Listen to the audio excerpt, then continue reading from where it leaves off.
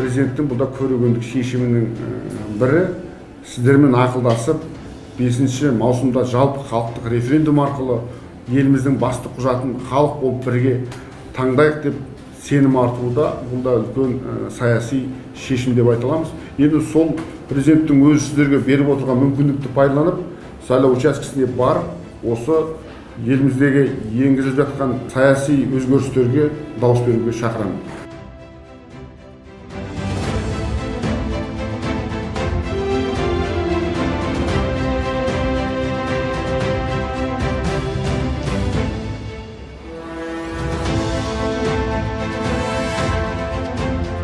Жаңа Қазақстанды құрудағы әрбір заңға толықтырулар мен және де жаңалықтар енгізу, ол біздің халықтың өздерінің қолдауына және қолына беріп отқан бір мүмкіншілігі.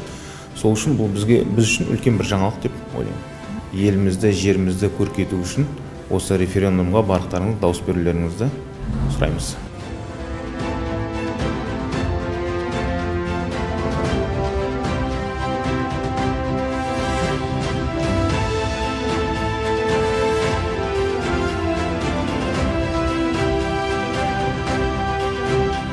Референдумға барып қатысамыз, барлығын телевизордан да, барлық хабарлардан көріп жатырмыз, естіп жатырмыз.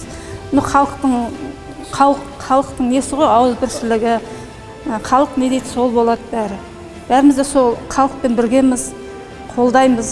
Іс-шаралардың бәрі жүргізіліп жатыр, бәріне ризамыз, жұмыстарымыз алға басып жатыр.